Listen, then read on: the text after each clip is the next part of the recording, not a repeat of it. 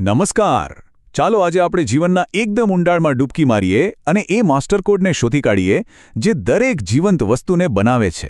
હા, એ જ કોડ જે નક્કી કરે છે કે કોઈ ફૂલ લાલ હશે કે પીળું, કે પછી પક્ષી આકાશમાં કેવી રીતે ઉડશે.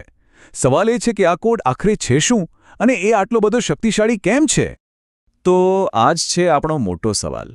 જીવનનો આ સિક્રેટ કોડ છે શું? જરા કલ્પના કરો, દરેક જીવંત કોષની અંદર સૂચનાઓથી ભરેલી એક આખી ગાઈડબુક છે. વિજ્ઞાનની ભાષામાં આપણે એને કહીએ છીએ જનીન દ્રવ્ય, એટલે કે જેનેટિક મટીરિયલ. પણ વિચારવા જેવી વાત એ છે કે આટલી મોટી જવાબદારી કયા મોલિક્યુલને, કયા અણુને આપી શકાય? ચાલો, આની પાછળનું સાયન્સ શું કહે છે એ જોઈએ. આને છે ને એકદમ હાઈ પ્રોફાઇલ જોબ વેકેન્સી તરીકે વિચારો. પોસ્ટનું નામ જીવનની બ્લુપ્રિન્ટ. અને આ જોબ માટે જે પણ ઉમેદવાર હોય એનામાં 4 ખાસ લાયકાત તો હોવી જ જોઈએ. 4માંથી એક પણ ઓછી નહીં ચાલે. જે કોઈ આ 4 માપદંડો પર ખરું ઉતરશે, બસ એ જ આ રોલ માટે ફાઇનલ થશે. તો આ 4 શરતો કઈ છે? ચાલો એક પછી એક જોઈએ. પહેલી અને સૌથી જરૂરી શરત, એ પોતાની જ નકલ એટલે કે રેપ્લિકેશન કરી શકતું હોવું જોઈએ. બરાબર ને? જેથી માહિતી એક પેઢીમાંથી બીજી પેઢીમાં જઈ શકે. બીજી શરત, એ એકદમ સ્ટેબલ એટલે કે સ્થિર હોવું જોઈએ, કેમિકલી પણ અને સ્ટ્રક્ચરલી પણ, જેથી કરીને માહિતીમાં કોઈ ભૂલચૂક ના થાય. ત્રીજું, અને આ બહુ રસપ્રદ છે, એમાં ધીમા ફેરફાર એટલે કે મ્યુટેશનની પણ ગુંજાઈશ હોવી જોઈએ, કારણ કે આ ફેરફારો વગર તો ઉત્ક્રાંતિ જ અટકી જાય. અને ચોથી શરત, એ પોતાની અંદર છુપાયેલી માહિતીને આપણા લક્ષણો, જેમ કે આંખોનો રંગ કે વાળનો પ્રકાર, એ રીતે વ્યક્ત કરી શકતું હોવું જોઈએ. જોયું? કેટલી અઘરી જોબ છે. સારું, તો આટલા બધા કડક ઇન્ટરવ્યૂ રાઉન્ડ પછી ફાઇનલ લિસ્ટમાં ફક્ત 2 જ નામ બચ્યા છે. 2 મુખ્ય દાવેદારો. એક છે ડીએનએ એટલે કે ડીઓક્સીરાઇબોન્યુક્લિક એસિડ અને બીજો છે આરએનએ એટલે કે રાઇબોન્યુક્લિક એસિડ. હવે જોવાનું એ રહ્યું કે આ બેમાંથી જીત કોની થાય છે.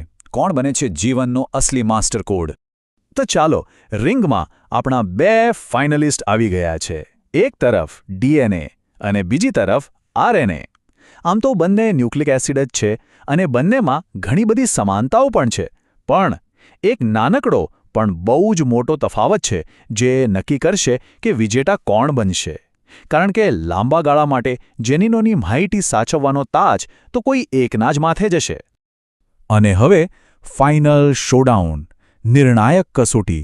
અને આ કસોટી છે સ્થિરતાની, સ્ટેબિલિટીની. કહેવાય છે ને, જે ટકે એ જ જીતે. બસ અહીંયા પણ એ જ નિયમ લાગુ પડે છે. જે મોલિક્યુલ લાંબા સમય સુધી પોતાની અંદરની માહિતીને સાચવીને રાખી શકશે એ જ આ લડાઈ જીતશે. તો ચાલો જોઈએ કે કોણ વધારે ટકાઉ સાબિત થાય છે. જુઓ, આ ટેબલ પર એક નજર કરો. પરિણામ એકદમ સ્પષ્ટ છે.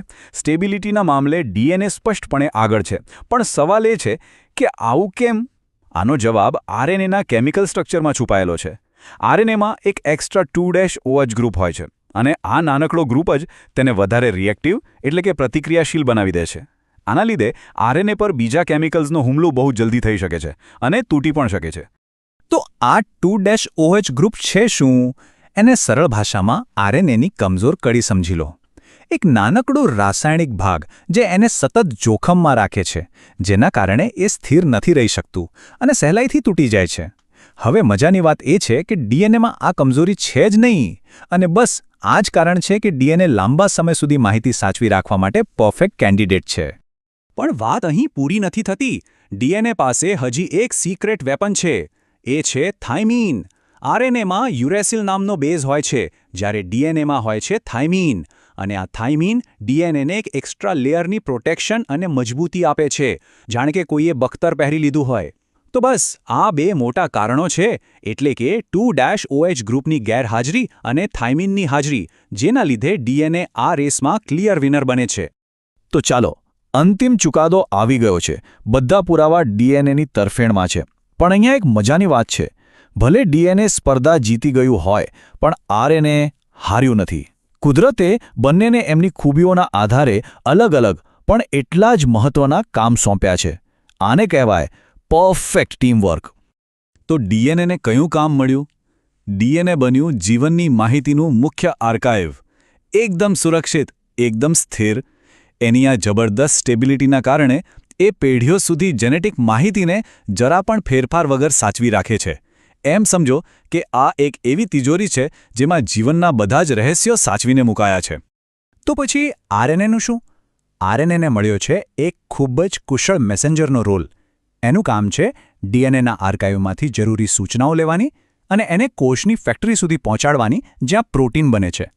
અને અહીંયા જ એની અસ્થિરતા એની તાકાત બની જાય છે, કારણ કે કામ પૂરું થયું નથી કે આરએનએ ગાયબ. એક શોર્ટ ટર્મ મિશન માટે આનાથી વધુ પરફેક્ટ કોઈ હોય જ ના શકે, ખરું ને? તો આ બધી વાતનો મતલબ શું નીકળે છે? મતલબ બહુ સીધો અને સ્પષ્ટ છે. ડીએનએની સ્થિરતા એ સુનિશ્ચિત કરે છે કે જીવનની માહિતી પેઢી દર પેઢી સચોટ રીતે આગળ વધે. અને બીજી બાજુ આરએનએ જેવો એક સક્રિય સંદેશવાહક છે, એટલે જ કોષ એ માહિતીનો ઉપયોગ કરીને શરીરને ચલાવી શકે છે. એક છે સ્થિર લાઇબ્રેરી અને બીજો છે ઝડપી કુરિયર. અને આ બંનેની ભાગીદારી જ પૃથ્વી પરના દરેક જીવનનો પાયો છે. આના વગર જીવન શક્ય જ નથી. અને હવે જતા જતા એક વિચાર મનમાં મૂકીને જાઉં છું. જરા કલ્પના કરો કે જો આરએનએ પણ ડીએનએ જેટલું જ સ્થિર હોત તો શું થાત? શું જીવન અત્યારે જેવું છે એવું જ હોત? શું ઉત્ક્રાંતિની પ્રક્રિયા આટલી ઝડપી હોત? કે પછી કંઈક સાવ અલગ જ હોત? આ એક એવો સવાલ છે જે આપણને જીવનની મૂળભૂત રચના વિશે વિચારવા પર મજબૂર કરી દે છે. આના પર વિચાર ચોક્કસ કરજો.